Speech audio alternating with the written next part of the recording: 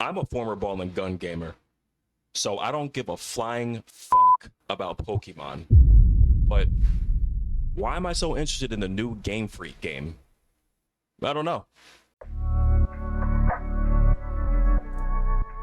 So in Beast of Reincarnation, which comes out next month, you are basically trying to save humanity from going extinct to this thing called the Blight, which is kind of like fusing plants and different organisms and matter together. It's kind of gross, but it looks really cool. It forms these monsters called the Nushi, which this might be a stretch, but it kind of reminds me of the beasts from Gachi. So your main character, Emma, is this girl who can basically absorb the powers of the Nushi, which are the monsters. And in exchange for that, her equivalent exchange, if you will, is that she lost her emotions and her memory. Now, off rip, I'm assuming that the story revolves around gaining her memory and her emotions back at some point. You know, I think the only attachment she feels is to her dog, which is your main partner in crime, Ku, who we'll talk about a little bit more in a second when we get to combat. I think that's her only form of connection that she feels. And from what I hear, because apparently there was another private test that went on, what I'm hearing from the people who were blessed enough to go there and play the game, I guess story-wise, narratively, she's very interested in learning about humans and learning about emotions and these things that she doesn't understand. So essentially kind of comes off as a Pinocchio type of thing. Hopefully that's accurate, but that's what I'm hearing. So why am I so excited for this game? I think the first thing that caught my attention was, not gonna lie, I am a big fan of boss fights. I love a good, cool looking boss fight. That's me. Guilty as charged. But not only just the boss fights themselves looked interesting, but the design of the bosses were really cool. I hope they don't get too stale with it. I hope they keep expanding with their creativity and the variety of the design. I actually have decent faith that the movesets are going to be varied. I don't know where that faith comes from. Again, I'm not a Pokemon person, so I don't know how the Pokemon games have been lately. I haven't played one since I was a kid. I don't hear good things for the most part, but maybe just letting Game Freak get outside of their normal sphere of reference, their comfortability zone, letting them really expand mentally might do them some good. You never know what they could come up with. So hopefully they come up with something good and earn their keep as far as being able to make new IPs and new types of games like this one. This game also has really interesting looking combat, and I think this is where the brunt of my interest comes in. The combat looks like it has a lot of range to it. You know, Ku, your sidekick here, your canine sidekick here, there's a system where I think if you hit the enemy with a certain weakness, or maybe a perfect move set at the right time, I don't know, a quick time event pops up. Now again, not a Pokemon guy, not a quick time event guy either. I'm trying to expand my horizons because yes, former ball and gun gamer here, as I said. And part of that is I need to make my debut, if you will, with a turn-based game. That turn-based game that I was going to start with and probably still will start with is Claire Obscure Expedition 33. I just hear incredible things about that game, so I have to experience it for myself. Plus, I hear a lot of people who don't like those types of games really like that game, so that's definitely on my list. Like, not even a backlog, like soon I will be playing that game. Probably when fall dies down a little bit for me with all these new releases. But the combat looks like it has a lot of range, a lot of diversity, and okay, more yapping about myself real quick. I, like millions of other people, had my first introduction to FromSoft games, to Souls games, Souls-like games through the critically acclaimed hit Elden Ring, of course, right? Elden Ring sparked my interest, but I always say Lies of P, which I know is not a FromSoft game, but Lies of P, funny, that's about Pinocchio too, made me say, no, I have to investigate these games more. I have to play them more. And part of the reason why Eliza P had me so hooked was because of that parry. That parry mechanic is amazing. And I went from that to Sekiro immediately. And I'm glad I did it that way, because the parry window on Sekiro versus the parry window in Eliza P is very forgiving. And from what I'm seeing and what I'm hearing from people who tested the game on YouTube, people like GameSpot and, you know, other, I think IGN probably got a preview of it. What I'm hearing from these videos that I'm researching is that the parry window is a little wider than Sekiro. That's interesting. That's interesting, because it seems like you get some sort of, again, that quick time event that pops up with Ku. I don't know if it's tied to parrying. I don't really know a lot. Obviously the game's not out yet, but I think the main thing about the parry in Beast of Reincarnation that I've seen or heard so far is that the sound design is incredible. It's such a good feeling to hear that ping, that clash of metal, if you will, in your ears. You guys have to hear it. Now, continuing about the combat, it seems like there's some sort of mechanic that, you know, you have your normal heals like any other game. By the way, I don't think this game is going to be a Souls-like. It doesn't look like that to me. It doesn't seem like that. Plus, I also heard that when you die, you don't really lose your experience points or anything really. So off of that alone, I don't see how it could really be a Souls-like, but we'll see when it comes out. It seems like there's some sort of mechanic for healing mid-fight, like against a boss. Maybe if you execute a certain move at a certain time, or maybe if you get a certain type of quick time event from Ku, or maybe it could even be nailing your parries successively, or I don't know. I really don't know, but I know I'm very curious and I'm very excited to get my hands on it. I can't wait for that. I can't wait to experience the combat and really dive into the nooks and crannies of it, because I feel like what I've seen is already enough to hook me, but what I will get when I play it will be enough to make me a huge fan of it.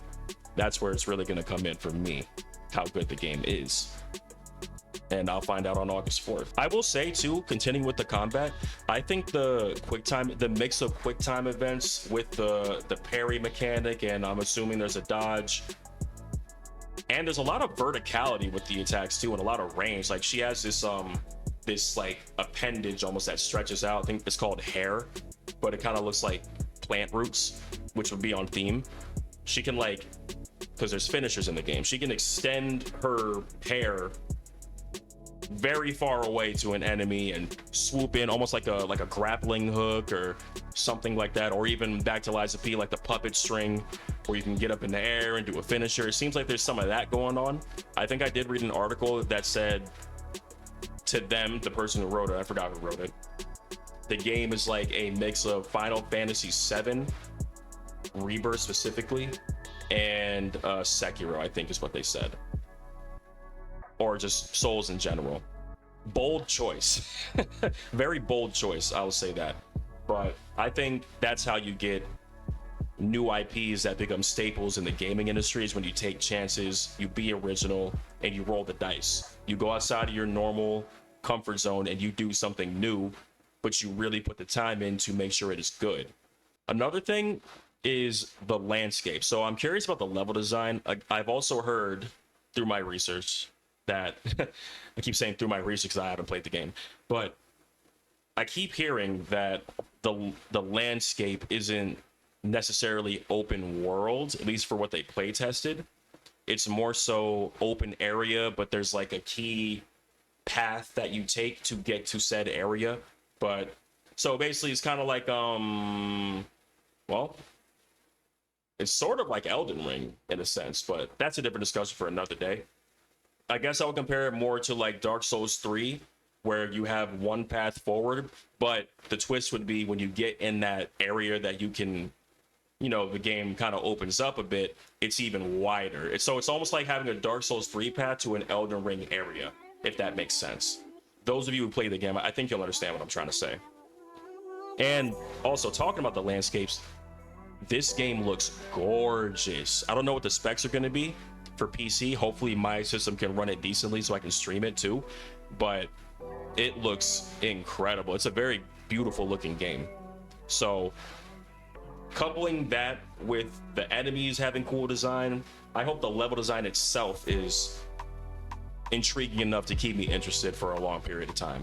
I hope this game isn't too long, because, you know, a lot of open world games tend to really hone in on, you're gonna have 100 hours of content and this and that, but a lot of that is empty calories. It's a lot of bloated content, a lot of stuff that nobody cares about doing, unless you're just one of those completionist freaks, which, no offense to you, but I am not one of you. If I beat the game, that's an accomplishment for me. But I hope I think if the game lands at around 30 hours for the main story, and maybe like 40 if you do side content too, I think that's a sweet spot. I think that's good. It shouldn't try to take up too much of your time. It is a brand new IP at that, so I say that, but Blood of Dawnwalker, my most anticipated game, is going to be 55 to 70 hours. So take what I'm saying with a grain of salt, of course. I'm just a guy on the internet.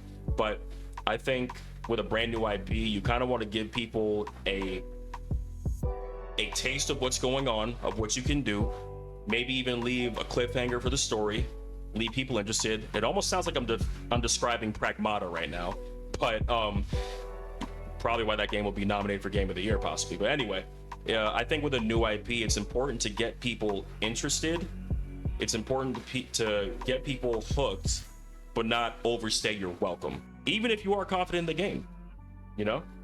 Plus, New Game Plus is also confirmed already for this game. Now, I'm wondering if there will be extra items you can collect, or if there's going to be new areas to access, new bosses to access. Maybe that would be cool. Maybe even new weapons that you couldn't get before. I mean, I know, for instance, with Black Myth Wukong, you need probably 2, if not 3 runs to get the full Bull King armor set, one of the best armor sets in the game. And there's other staffs you can get in New Game Plus and all that. So if they go that route, I think that's a good route. A shorter game that's encouraging multiple playthroughs is a great lane for a new IP, I think, because you don't overstay your welcome. I can play the game, I can enjoy it, I can talk about it with my friends, but if I really like it, then there's still things for me to gain, still things for me to work towards.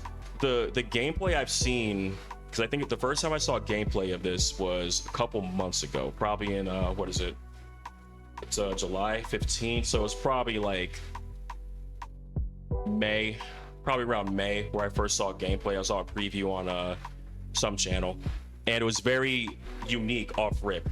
Like, immediately it was like, what is this game? And then you say it's Game Freak, it's like, the Pokemon creators made this?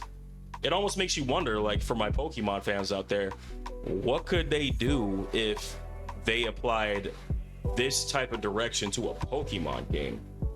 Because, you know, over the years, there's been different leaks, or there's been different, I don't know what to call it, not leaks, but like people, I guess, making their own versions of Pokemon, like FPS Pokemon and Pokemon, but like more in the Beast of Reincarnation style, as far as like more, not necessarily photorealism, but just more of a realistic and daunting look. And it makes you wonder, like, if this game goes well, first of all, what's to stop Game Freak from making Beast of Reincarnation 2? And second, what's to stop them from applying this direction as far as art style and maybe even the combat? Who knows? What's to stop them from applying that to a Pokemon title and seeing how that goes? You know, I might be jumping the gun, but I can see the potential in this title, and we could see a studio make a complete shift, because I think, at least from what I'm hearing, most people are tired of the Pokemon games by now. They don't really push the envelope, they don't really catch interest like they used to. But a Pokemon game in the style of Beast and Reincarnation could really wake some people up and say, hold on, now this is what I've needed. And who knows, we can see the rebirth. I think Pokemon's already pretty popular right now, like, because they got like new cards or something. I don't know Pokemon, but biggest brand in the world, it really should be more talked about as far as gaming, and this could be the start to that. This could be a refresher for people out there. That's why I'm so excited for this game to come out on August 4th, which is only a few weeks away now. I'm just realizing that, so I might have to buy this game a little earlier than I planned on. I was gonna wait and see reviews, but After seeing some of the gameplay that I've seen and seeing and hearing what the people are saying from playtesting it a couple weeks out, I might be sold already. I might be sold. If you're wondering why in this video I didn't mention this game as far as something that will be better than GTA 6, it's because until today I really wasn't sure about the quality of the game. But now I'm 90% sold. So if you want to see what games I did say I was very excited for, like The Blood of Dawn Walker, of course, well then you can watch that video here or here, wherever I put it, somewhere. Anyways, see you guys in the next one. Thank you for watching. I forgot the motto. I didn't say it before, so Vernon is black and Vernon will be back next time. On us. Now we have to laugh. Now I'm trying to find my way about the city.